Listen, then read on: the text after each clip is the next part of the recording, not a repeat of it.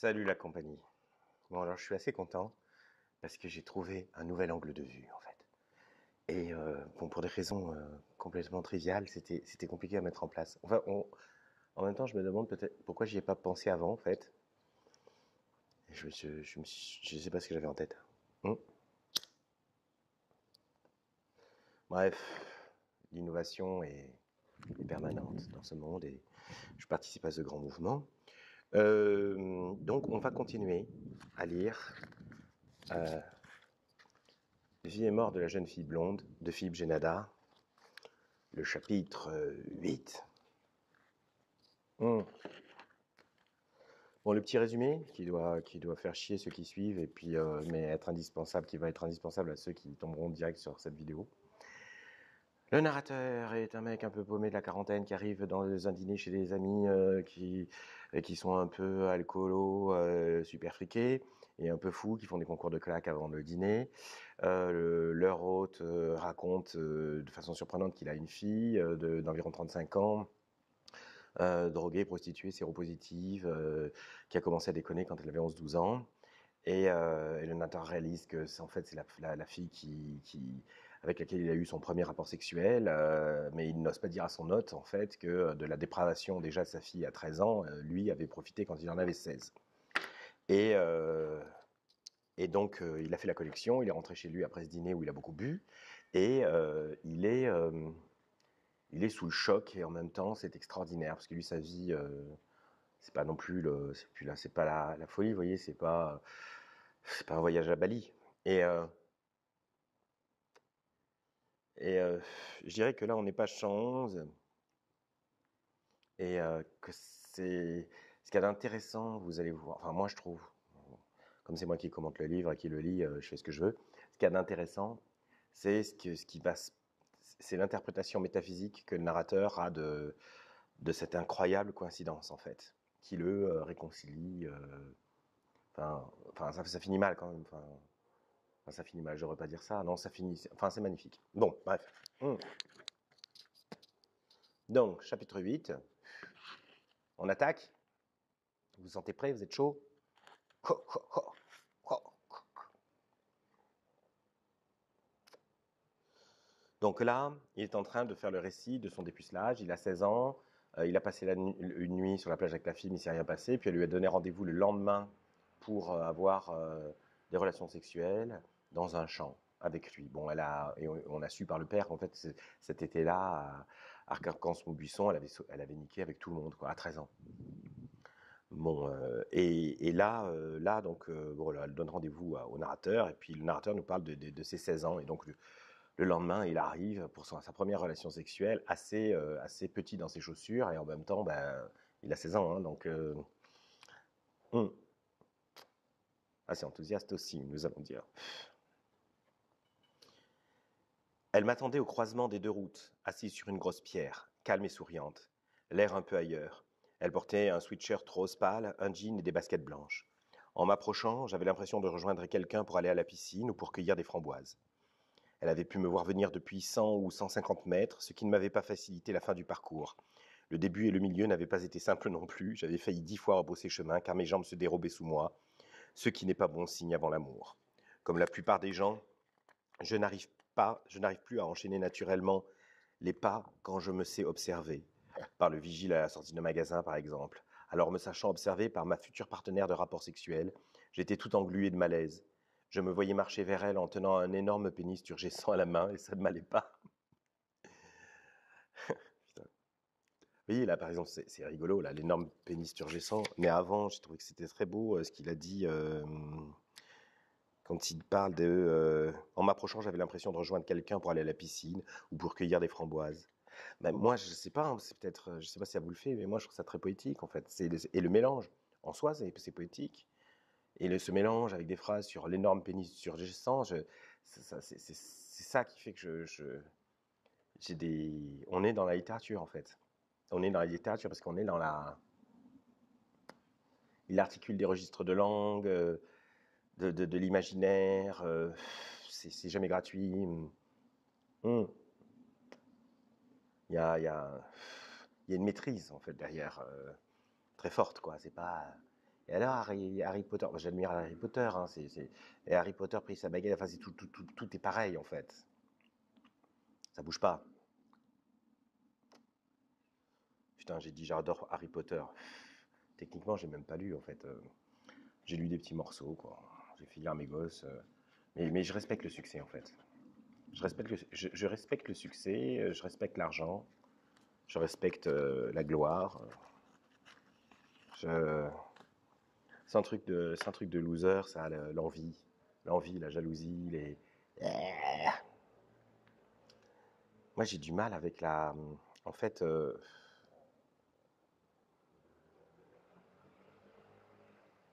sais pas comment dire ça. Je suis content pour les autres. C'est un vrai problème, en fait. Bon, ça a pu me nuire à certains moments. Bon, allez, ça n'a rien à voir avec la choucroute, donc on continue. Évidemment, je n'avais presque pas dormi. Évidemment, je m'étais 300 fois représenté la scène et les différentes positions qu'il faudrait prendre, les détails qu'il ne faudrait pas oublier. Le clitoris, surtout ne pas oublier le clitoris si je le trouve. Évidemment, mes 3 amis m'avaient bombardé de conseils et de puissants sorts pour me donner de la vigueur. Évidemment, j'étais transi de peur. Évidemment, je regrettais d'avoir accepté ce rendez-vous lubrique, porté par je ne sais quel élan insensé, croyant naïvement qu'il suffisait de voir 2 majeurs nus pour se métamorphoser et se permettre de prendre tous les risques. Les 2 majeurs nus, c'était les copains de la nuit, passés à la plage. Enfin bref, il faut suivre, hein, en fait, aussi. Hein. Je ne vais pas m'amuser non plus à faire des récaps pour niquer la lecture des gens qui, eux, suivent, hein, au profit de gens qui ne suivent pas, qui ne suivront pas. En fait, on s'en fout des autres, on est d'accord? Bon, alors on zappe, on continue. Ce que j'avais bien assimilé tout de suite, c'était ce côté monde de rêve des adultes où tout est possible. À 10 mètres de Céline, il n'était déjà plus question pour moi de sa sœur ou cousine sensationnelle. Elle était belle et je l'avais vue en string d'accord, mais je n'allais pas en faire un opéra. Ça me paraissait à présent presque anodin. Seule Céline comptait, qui m'attendait dans son sweatshirt rose pâle et son jean. Car ce qui allait se passer, là, avec cette fille qui m'attendait sur une pierre dans son sweatshirt rose pâle et son jean, avec cette fille que je ne connaissais quasiment pas, c'est que j'allais lui dire bonjour et ensuite la baiser. Voilà ce qui allait se passer. C'est un peu autre chose que de voir une femme de 18 ans en string, il me semble. Donc réellement, tout était possible. C'est quand même dingue, la vie, me disais-je déjà à l'époque. Elle s'est levée pour m'embrasser et m'a aussitôt montré du doigt le champ qui se trouvait derrière elle, légèrement en hauteur par rapport à la route. On va là ? Guillerette, elle a grimpé le talus comme un cabri sans attendre ma réponse. De toute façon, que pouvais-je répondre ? Non. Elle savait que je ne pouvais que la suivre, et bien sûr, je l'ai suivie en regardant ses fesses. Si inquiet et concentré que je n'ai pas songé une seconde à me demander s'il était bien raisonnable de laisser libre cours à nos instincts animaux à quelques mètres d'une route où des voitures passaient peut-être de temps en temps. Mais apparemment, elle connaissait bien le principe de l'amour en plein air. Après une dizaine de pas, elle a brusquement plongé dans l'herbe et s'est allongée sur le dos. Oh là, c'est déjà parti là ? Puis après un regard vers la route en se redressant sur un coude, elle s'est relevée d'un bond, a parcouru quelques mètres encore pour s'éloigner de la civilisation et s'est de nouveau effondrée. Voilà, c'est bon, tu viens ? Ému jusqu'à la moelle, je me suis assis près d'elle, car je n'aurais pas su comment me coucher directement. Je n'aurais pas osé me rouler d'emblée sur elle à la barbare et, dans la panique, je me serais peut-être allongé sur le dos à côté d'elle, ce qui n'aurait pas constitué une introduction idéale à notre après-midi pornographique. Tu as vu, il y a des nuages. Effectivement, même assis, on ne voyait déjà plus la route, et les éventuels conducteurs ne pourraient repérer que ma tête. Dès que je serai descendu d'un cran, ça va venir, de petites secondes, je m'imprègne de l'atmosphère, ils ne verraient plus rien. Je ne sais pas ce qui poussait dans ce champ, dans mon souvenir sévère et assez haut, une 50aine de centimètres, comme de l'herbe géante. Mais je ne crois pas que les champs d'herbe géante existent, alors je ne sais pas, il devait s'agir d'un fourrage quelconque. J'ai bien conscience que cette lacune descriptive nuit sensiblement au réalisme de la scène, mais je crois qu'il aurait pu pousser des tomates bleues dans ce champ où je m'apprêtais à m'accoupler à une fille. Je n'en aurais gardé qu'une vague sensation d'anomalie agricole, d'étrangeté dans le décor, et puis pardon, un souvenir n'a pas à être réaliste, plus rien n'existe. Putain, c'est magnifique. Alors d'abord, c'est la première fois qu'il commence à parler au lecteur, en fait. Là, pouf, il entre dans un... De temps en temps, oui, il s'adressait un peu, il y avait un côté... Mais là, c'est la première fois qu'il le fait vraiment et qu'il commente lui-même son souvenir, en fait. C'est aussi un livre sur la mémoire, le fonctionnement de la mémoire, en fait. Hein. Mais, et ça, dans un personnage qui s'adresse au lecteur, ou un acteur sur une scène qui s'adresse au spectateur, ou dans un film, Deadpool, quand il parle d'un seul coup à la caméra, et bien c'est ça qu'on appelle la rupture du quatrième mur. Le nom de la fabuleuse chaîne YouTube récréative dont j'ai les droits administratifs. Donc voilà, c'est une rupture du quatrième mur, ce qui est pratique là. Bon. Pendant que je m'imprégnais tant bien que mal de l'atmosphère, Céline sur le dos se préparait déjà à recevoir l'hommage. Elle avait dégrafé sa ceinture rouge et baissé son jean jusqu'aux genoux en soulevant les fesses. Elle portait une culotte blanche à petites fleurs bleues, genre 18 ans. En s'asseyant pour délacer ses baskets, elle a posé sur moi un regard étonné. « Qu'est-ce que tu fais? Tu ne te déshabilles pas ?»« Si, je réfléchissais. »« J'espère que tu n'es pas venu que pour réfléchir, hein? Allez, plus vite on commence. Plus on pourra baiser de fois. Il faut que je sois à la maison à 6 heures. J'ai un copain qui doit passer. Putain, 13 ans. Eh oui. Bon, nous, on connaît la suite. Enfin, ceux qui suivent.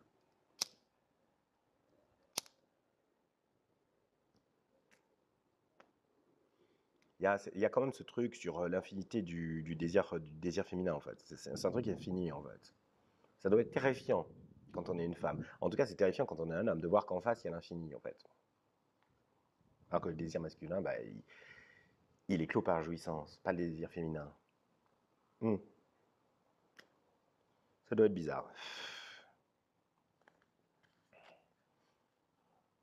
Il allait falloir baiser plusieurs fois, misère. J'ai pensé à mes amis qui devaient s'amuser quelque part. Avec des bourdonnements dans la tête, j'ai commencé moi aussi à me débarrasser de mes vêtements sans grande décontraction et sans grâce insolente. À cette période de ma vie, j'avais de sérieux problèmes avec la notion de nudité quand c'était à moi qu'elle devait s'appliquer. Mon corps n'avait pourtant rien de particulièrement ingrat, j'étais grand et mince, plutôt musclé. J'avais le ventre plat, les fesses rondes et la peau douce. Ah, si j'avais su. Pour donner un exemple, nous avons passé cette année-là un mois à la mer et pas une fois je ne me suis mis en maillot, ni même torse nu. Je me suis même baigné à 2 reprises tout habillé, devant les estivants consternés et dégoûtés. Alors me retrouver entièrement nu devant une fille, sans le moindre voile protecteur et au milieu d'un champ, représentait pour moi une épreuve digne des plus grands moments olympiques. De plus, j'avais déjà pris à l'époque l'habitude de me déshabiller toujours debout. Mais là, juste en face d'elle, je n'osais pas. Pourquoi pas en musique aussi? Assis, je me sentais extrêmement empoté, je m'emmêlais dans les tissus, je n'étais pas assez souple, mon jean était trop serré, je levais les jambes et basculais en arrière, je me tortillais pour baisser mon slip et enlever mon t-shirt en même temps, j'avais l'impression d'être Houdini tentant de se libérer d'une camisole renforcée de chaînes et de cadenas en moins efficace. Enfin nu, j'étais devenu l'incarnation de la vulnérabilité. C'est beau. Enfin nu, j'étais devenu l'incarnation de la vulnérabilité. Non, il n'y a que moi qui trouve ça beau, je trouve ça super beau. Il me semblait qu'un papillon qui se serait posé sur mon épaule m'aurait laissé une plaie ouverte. Putain, j'adore, j'adore. Il me semblait qu'un papillon qui se serait posé sur mon épaule m'aurait laissé une plaie ouverte. C'est beau. Mais je n'ai pas eu le temps de rougir, car j'ai réalisé à ce moment-là que Céline était nue aussi. Ça m'apprendra à ne penser qu'à moi. Allongée sur le dos, les mains croisées sous la tête, elle m'attendait, toute nue. Et j'ai compris instantanément ce que la nudité pouvait avoir de beau, de fort et non de faible. Céline était soudain devenue, en quelques secondes que j'avais loupé, l'être le plus intense et le plus puissant du monde. Les seins, les hanches pâles, la peau, le corps lumineux et le mystère entre les jambes juste en face de moi. Toute la création, animale, végétale et minérale, les poissons qui vivent dans l'ombre, les insectes les plus insolites, les chevaux, les forêts, les jungles, les fleurs, les eucalyptus, les fraises ou les champignons, les rivières et les océans, les banquises, les vallées verdoyantes et les plus hautes montagnes n'arrivent pas à la cheville d'une fille nue couchée par terre.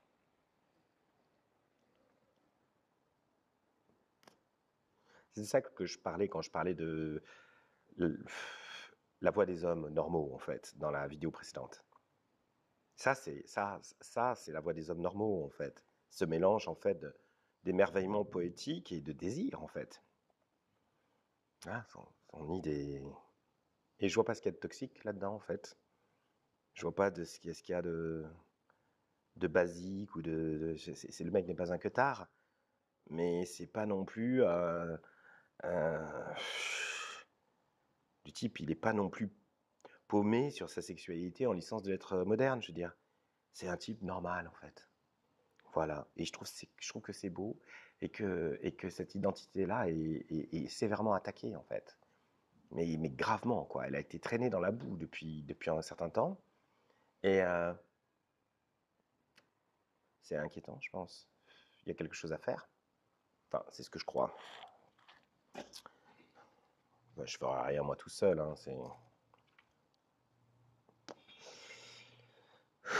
c'est la matriarchie déjà en place qui continue de faire croire au mythe de la patriarchie.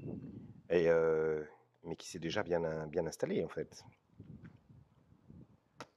C'est terrible. Ça veut dire qu'il ne peut pas y avoir de partenariat, d'égalité réelle, je veux dire symbolique.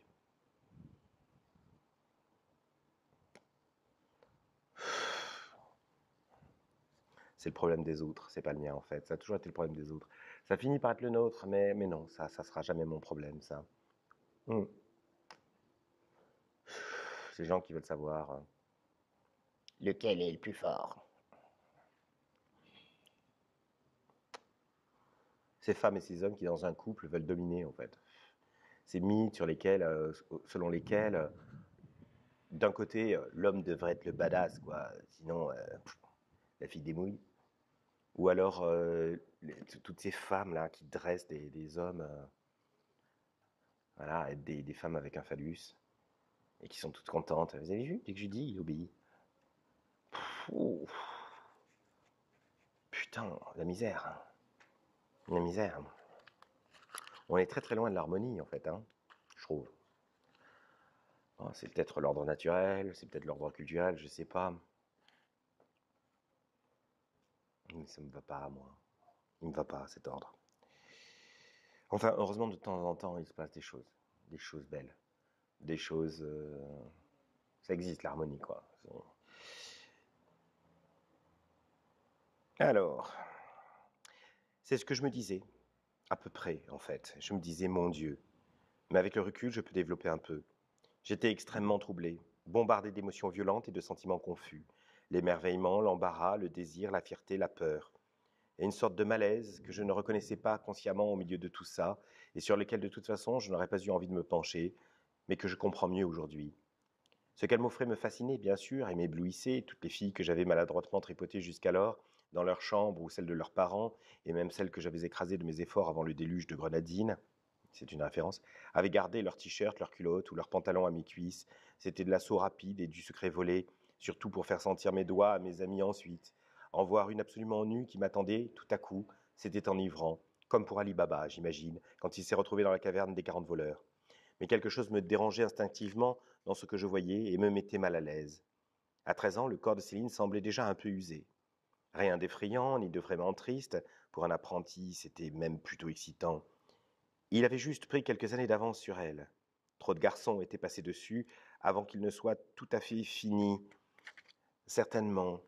Ses seins paraissaient un peu trop mous pour son âge, ses hanches un peu trop lourdes, elle avait de petites vergetures sur le ventre, et même dans la couleur de sa peau, un peu trop blanche, il y avait déjà de la fatigue. Tu veux me prendre dans quelle position d'abord ? Je ne sais pas, comme tu veux. Allez, la plus simple pour commencer, viens. Elle a écarté les jambes et, les bras le long du corps, m'a souri très naturellement pour me donner du cœur à l'ouvrage. Je me suis avancé vers elle sur les genoux, sans bien comprendre ce qui était en train de se passer, ni bien savoir comment j'allais m'y prendre. Mais il fallait y aller. Je ne pouvais pas la faire attendre ni la décevoir. Elle me regardait avec beaucoup de douceur et d'indulgence. L'approche à genoux n'était pas commode. Je faisais animal estropié qui va saillir. Je faisais animal estropié qui va saillir. Je suis tout de même arrivé qu'à un quart, jusqu'à ses cuisses, face à l'objectif. Tu as une belle bite. Tu aimes ma chatte ? Merci. Tu aimes ma chatte ? Oui. Elle disait bite et chatte. J'étais complètement paniqué. À 16 ans, il ne nous serait jamais venu à l'esprit, à mes amis et à moi, de prononcer ces mots d'adulte.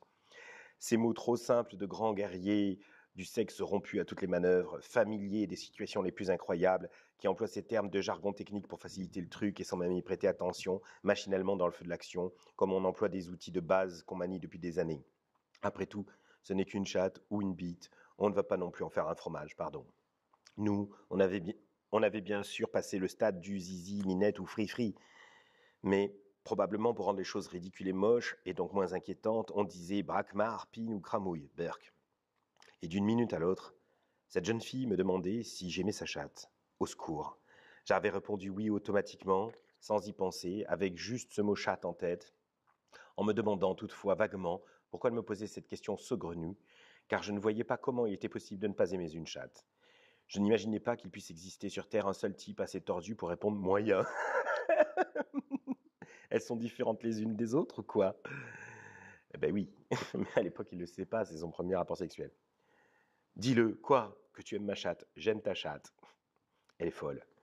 En m'entendant dire ça, j'aime ta chatte, j'ai senti une explosion mâle en moi. Je devenais un puissant guerrier du sexe, un amant désinvolte qui n'a peur de rien, un homme. J'aime sa chatte, elle est juste devant moi, alors pourquoi ne pas y aller faire un tour? Ça ne coûte rien. Céline, tu vas voir. Je vais te troncher. Non, qu'est-ce que je raconte? J'ai quel âge? Je vais te baiser, tu vas voir. Je ne sais par quel miracle, je bandais. Tremblant et pâteau, j'ai posé une main de chaque côté de son corps et me suis couché sur elle avec l'agilité et la légèreté d'un tronc d'arbre qui tombe. Putain, j'adore ce mec. Avec... Putain, je me suis couché sur elle avec l'agilité et la légèreté d'un tronc d'arbre qui tombe.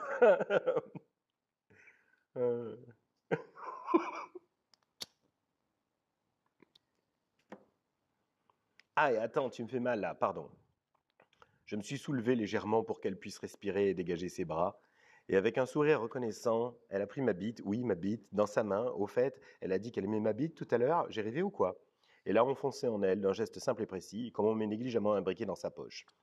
Quoi déjà? C'était d'une facilité stupéfiante. Ça rentrait tout seul, du premier coup et sans effort, naturellement. Comment je m'étais débrouillé pour buter si longtemps contre la fille grenadine? Parce qu'il nous a parlé d'un demi-dépucelage raté avec une fille, une sorte de sirop de grenadine. Enfin.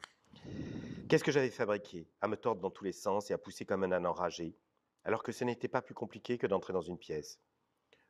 Je vois le type, moi donc, qui veut passer du salon à la chambre, marche vers la porte ouverte et boum, tape dans le chambranle, recule en fronçant les sourcils, se décale d'un pas, observe la porte, avance et vlan se cogne de l'autre côté. Ce type n'est pas un grand guerrier de la maison. Je me suis mis à aller venir calmement, ahuri par ma chance. Cela dit, c'était humide et chaud, mais je n'en profitais pas. Je me foutais complètement de mon plaisir, j'essayais seulement de réaliser ce qui était en train de se passer. Je suis fort, je baise une fille, c'est la classe. Je suis un vieux briscard. D'une voix douce et bienveillante, elle m'encourageait. Oui, c'est très bien, vas-y, comme ça, c'est bon, très bien, j'aime beaucoup ça. Elle semblait aimer ça comme moi le football. Mais après tout, je n'étais pas le mieux placé pour juger. Je n'avais pas souvent vu de femmes en proie à l'extase charnel, en tout cas jamais ailleurs que dans les films, et on connaît les actrices, c'est Chiquet et compagnie. Pourtant, j'avais lu quelque part, dans Union, je crois, que la jouissance de la femme était 7 fois supérieure en intensité à celle de l'homme, et ça m'avait impressionné. Ce sont des extraterrestres, ces femmes. Là, même vu de près, ce n'était pas très spectaculaire. Mais si ça se trouve, on se fait des idées. Les femmes intériorisent beaucoup, elles prennent un plaisir insensé, mais ça ne se voit pas forcément. J'avais lu quelque part, dans Union peut-être, que les femmes en amour étaient très cérébrales. Ça devait être ça. Quoi qu'il en soit, le principal, c'est qu'elle me laisse faire. Si elle se met à crier, à gesticuler ou je ne sais quoi, je risque de me déconcentrer et de faire n'importe quoi. Très bien, vas-y, encore. Même prononcé avec la sérénité d'un lama tibétain, ce encore, elle en veut celle-là, m'a procuré un orgasme immédiat. J'étais à la fois gêné et soulagé. Ça n'avait pas duré plus de 2 minutes, mais c'était fait. Tu as joui, ça t'a plu? Oui. Il te faut combien de temps pour récupérer à peu près? Oh, dans les 5 minutes? 4, 5 quoi. Parfois 6 quand je suis crevé. En attendant, nous avons discuté, couchés l'un près de l'autre dans l'herbe géante. Voyant que je regardais son ventre et les fines vergetures qui le zébraient, elle m'a expliqué qu'elle avait avorté quelques mois plus tôt et que c'était aussi pour ça que ses seins étaient désormais un peu mous. En bon dadé d'apprenti, j'ai hoché la tête d'un air grave et entendu. Je comprends mieux, d'accord, mais en y repensant, je me demande bien dans quel pays barbare elle a dû se rendre en cachette pour se faire avorter à 6 ou 7 mois par un faux médecin vénal et sanguinaire. Elle m'a raconté qu'elle allait redoubler sa 5e, ce qui m'a tout de même fait un drôle d'effet. Quand je me souvenais de ma 5e, je m'en représentais en short, et c'est tout juste, si je ne me voyais pas encore avec un doudou. C'est à peu près tout ce que j'ai su d'elle. Si je pouvais intervenir maintenant dans cette scène passée, je lui demanderais de me parler de son père maladroit, de sa mère actrice, de ses 5 ans, de ses 10 ans, mais c'est impossible. Cette scène lointaine est close, hermétique, perdue dans le passé et imprimée de manière définitive. Ensuite, décidément, surprenante et attentionnée, elle m'a posé tout un tas de questions sur moi. Mes amis, l'école, le camping, ma sœur, mes parents, le basket, mes amours. C'est sûr, je ne m'étais jamais senti aussi angoissé que nu dans ce champ, avec cette vicieuse sans limite, mais je ne m'étais jamais non plus senti aussi bien. Bien. Philippe Génada, mesdames, messieurs. On peut y aller, tu es prêt? Je ne sais pas, cette fois, tu vas me prendre en levrette, d'accord? D'accord. Si tu veux, je peux te branler un peu pour que ça revienne. Oui, pourquoi pas. Et quelques instants plus tard, j'étais à genoux derrière elle et j'avais repris consciencieusement l'exercice, aussi concentré et peu détendu que la première fois, osant à peine poser mes mains sur ses hanches par crainte de la déranger dans son plaisir. C'est bon ce que tu me fais, j'aime ça, c'est très bien, tu me rends folle. Quelle maîtrise, cette fille est bouddhiste ou je ne m'y connais pas. Mais cette fille est bouddhiste ou je ne m'y connais pas. Mais sentant malgré tout monter en moi lentement, et pour toujours, je le savais, la confiance, la tranquillité, le confort de l'expérience. Presque blasé, j'avais déjà baisé cette fille. Il en est à son second rapport sexuel de toute sa vie, mais ça y est, le mec il gère. Presque blasé, j'avais déjà baisé cette fille. Je regardais le village au loin en essayant de me donner un visage décontracté, sobrement éclairé par le bien-être. Mais c'était inutile car elle ne me voyait pas. Elle ne bougeait pas d'un centimètre et nous regardions dans la même direction. C'est ça l'amour. Excusez-moi, mais ce livre me fait tellement rire. C'est à la fois hilarant et beau, quoi. Vas-y, continue comme ça encore. J'ai vite bloqué mes yeux sur le clocher de l'église et imaginé le curé en slip sous sa soutane, ce qui m'a permis de tenir 1 minute de plus. Je passe maître dans l'art d'aimer. Je passe maître dans l'art d'aimer. Fais-moi tout ce que tu veux. Le curé s'est évaporé, car je n'ai pas pu m'empêcher de chercher ce qu'elle voulait dire par là. Qu'est-ce que je pouvais lui faire de plus? Le temps que je réfléchisse et imagine 2, 3 trucs farfelus, il était trop tard. Non, curé, non, ce n'est plus la peine. Laisse-moi maintenant, va te rhabiller, laisse-moi, je te dis. Mais visiblement, le fait que l'affaire soit vite bouclée ne la dérangeait pas plus que moi. C'était super. 5 minutes? Dans les 2 heures qui ont suivi, j'ai pu ce jour-là établir une sorte de tableau des temps de récupération nécessaires en fonction du nombre de rapports antérieurs. Les 5 minutes ne valaient qu'après le premier.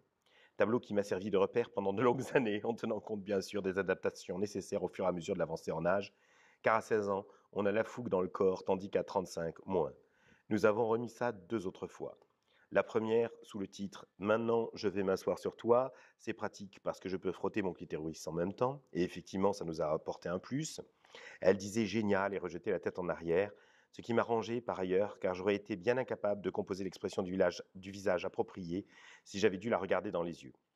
La deuxième annonçait de la manière suivante « Si tu peux encore, on se remet comme au début, mais je pose mes jambes sur tes épaules.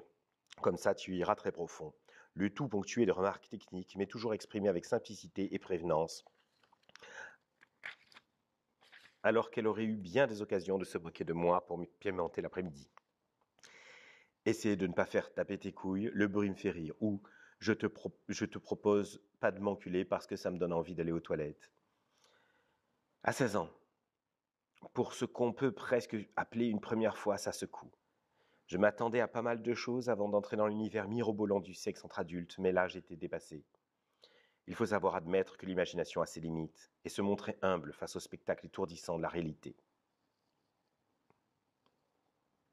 Pourtant, tout en restant modeste, docile, et malgré l'agitation qui me désorganisait l'esprit, j'essayais d'être à la hauteur, de ne pas me tromper dans les gestes qu'elle attendait de moi, et de me maintenir en permanence entre la nonchalance excessive et la fébrilité. D'une part pour lui faire plaisir, car vraiment je l'aimais bien, de l'autre pour qu'elle comprenne que je n'étais pas un genre de demeuré ou un sous-fifre. Non, je suis le fifre de l'amour. Non, je suis le fifre de l'amour. Oh mon Dieu. Je ne suis pas un sous-fifre, je suis le fifre de l'amour. De cet après-midi où j'ai découvert un monde parallèle grâce à elle, je garde un souvenir contrasté, tumultueux et un goût acide. Elle m'a montré sans manière ce que la vie pouvait avoir d'agréable, d'excitant Et même si je n'en profiterai que... Oh putain, je reprends. Elle m'a montré sans manière ce que la vie pouvait avoir d'agréable, d'excitant. Et même si je n'en profiterai que plus tard, elle m'a ouvert une porte à deux battants vers l'ivresse lubrique, rien de meilleur, la jouissance à la portée de n'importe qui, vers des délices faciles à obtenir et des abandons qui rendent euphoriques. L'être humain a le pouvoir d'accéder à ça d'un claquement de doigts. Mais il y avait autre chose là-dedans, de l'ombre, de la mort cachée. C'était une très jeune fille déjà marquée, qui faisait ça mécaniquement, gentiment, avec une assurance impressionnante, mais moins d'enthousiasme qu'un animal, et qui, c'est déboussolant, me désignait le plaisir et me montrait en même temps son absence. De toute évidence, elle ne savait pas ce qu'était un orgasme, et n'y songeait même pas. Ce mot avait autant de sens et d'intérêt pour elle que le nom chinois pour désigner Neptune. Et je me suis bien entendu rendu compte, en y repensant quelques années plus tard, qu'elle ne connaissait rien à tout ça, sous ses airs de spécialiste, qu'elle essayait de faire la grande. Ça m'a fait de la peine. Et jouer à la femme objet comme les fillettes jouent à la marchande. Plus lucide, je me serais demandé si je devais éprouver de la joie ou de la tristesse, si ce qu'elle m'avait fait découvrir était pur ou sale. Je ne l'ai pas fait, mais je sais quand même dans quel état je me trouvais quand nous nous sommes de nouveau allongés côte à côte après la 4e fois. J'étais épuisé, et j'en avais marre. Et je recouvrais suffisamment de lucidité après la bataille pour comprendre et définir exactement ce que je ressentais. J'étais partagé entre le bonheur et le dégoût. Ce mélange à l'intérieur me donnait un sentiment de déséquilibre, de vertige, de nausée. Il est 6h moins le quart, il faut que j'y aille, mon copain va m'attendre. Elle a remis sa montre en plastique dans la poche de son jean roulé en boule et s'est recouchée dans l'herbe géante. Je m'étais assis en même temps qu'elle pour qu'elle ne pense pas que j'allais protester ou faire le crampon. Elle a tourné la tête vers moi et m'a souri. « Je t'aime. » J'avais envie de rentrer, de retrouver Joe, Bub et Gwen. Il me tardait de leur raconter tout ça. Allez, vivement qu'on se lève. Mais à la voir seule dans l'herbe, je ne pouvais pas me cacher que j'aimais qu'elle me dise ça. Moi aussi. C'est vrai ? Oui. Tu prends la pilule au fait ? Oui, oui, t'inquiète pas. J'ai plutôt intérêt. Je les regardais un moment sans rien dire. De toute façon, nous avions fait le tour. Je les regardais et cette image d'elle que je garderai toute ma vie, une jeune fille mue, allongée, une jeune fille nue, allongée dans la nature, fatiguée, souriante, les cheveux blonds en désordre, les jambes légèrement écartées, belle et innocente, pleine de sperme, gentille, abîmée. « Hé, je t'ai même pas sucé !» Elle s'était redressée en catastrophe, paniquée et irritée, s'en voulant manifestement de cette étourderie. « Non, mais c'est pas grave. Mais si, c'est super important, t'aimes pas ça ?» « Si, bien sûr. » J'imaginais que si, bien sûr. Mais je veux dire, t'es pas obligé. Je vais pas t'en vouloir pour ça, et puis on peut se revoir. Allez, couche-toi, vas-y, on se dépêche. On se dépêche, elle ne doit pas bien se rendre compte. Je ne suis pas une machine, j'ai un cœur. Et le cœur encore, ça va, mais c'est le machin, là en bas, ça commence à faire mal. Et c'est tout mou, épuisé. Mais réfléchir dans ces cas-là ne sert pas à grand-chose. La seule solution aurait été de la repousser, et je ne pouvais pas lui faire ça. Elle s'était déjà mise à l'ouvrage, car chaque seconde comptait, je n'avais plus qu'à m'adapter. Ce n'était pas très agréable. Elle mettait les dents et, croyant mieux faire, aspirait comme un tornado furieux. Mais j'ai constaté, avec un certain étonnement et une bouffée de fierté légitime, qu'il se passait tout de même quelque chose. Cependant, comme je pressentais que ça risquait de durer plus longtemps qu'une étape du Tour de France, j'ai eu recours pour la première fois à une méthode bien connue, que j'utiliserai ensuite 2 ou 3 fois dans ma vie. 4, pas plus, je jure. La modification d'état interne, le PO de l'amour. J'ai fermé les yeux et j'ai pensé à sa sœur en string sur la plage. Allez, 10 pour être sûr de ne pas mentir, et c'est bon, le nombre de fois où il a utilisé cette technique. Il revient avec des parenthèses. J'en ai bien sûr éprouvé un vague sentiment de honte, car cela pouvait s'apparenter à une sorte de traîtrise à l'encontre de quelqu'un qui s'était montré très aimable avec moi, même si l'on considérait un instant la question avec objectivité, sans se laisser déborder par ses émotions. C'était surtout pour lui rendre service. Ainsi, grâce à cette grande sœur, prétendument inaccessible, qui avait quitté sa plage nocturne et son fiancé insipide pour venir, par la seule force de ma volonté, s'agenouiller près de mon puissant membre, ça n'a pas été trop long. En tout cas, on peut le dire vite. Après avoir craché dans l'herbe, délicatement, sans vulgarité, elle a aussitôt entrepris de se rhabiller. Je me suis levé aussi, en calculant que j'avais joui 5 fois dans l'après-midi, exploit dont je ne me serais pas cru capable le matin encore, et qui m'étonnait en tout cas plus qu'elle. Elle semblait trouver ça parfaitement normal, ce qui a un peu atténué ma satisfaction. Et c'est bien dommage, car je ne m'en doutais naturellement pas à ce moment-là. Tel que c'est parti, je vais en rendre plus d'une folle, me disais-je. Mais je n'ai plus jamais eu l'occasion de me flatter, un sourire niais dans le miroir, d'une telle performance. Et bien moi je comprends, moi j'ai vécu ça. Alors, mon record absolu, et c'est 8 fois en fait, j'étais très jeune. Et, et en fait, on est friends Facebook depuis 30 ans, hein. Donc, je te dis bonjour puisque on se connaît. Très très bien. Et c'est génial. Mais 8 fois. Et ça fait très très. Et enfin, on s'est arrêté simplement, ça faisait extrêmement mal après. Et moi, je pensais que c'était. Ça se représenterait en fait. Puis non, j'ai jamais réussi. J'ai fait une pointe à 5 fois, 2 ans plus tard. Et puis après, bah, c'était fini. Faut pas déconner. Je suis un être humain, je viens de la planète Terre, hein. Donc ça, là, ce qu'il raconte, je l'ai vécu, ce truc. C'est dingue.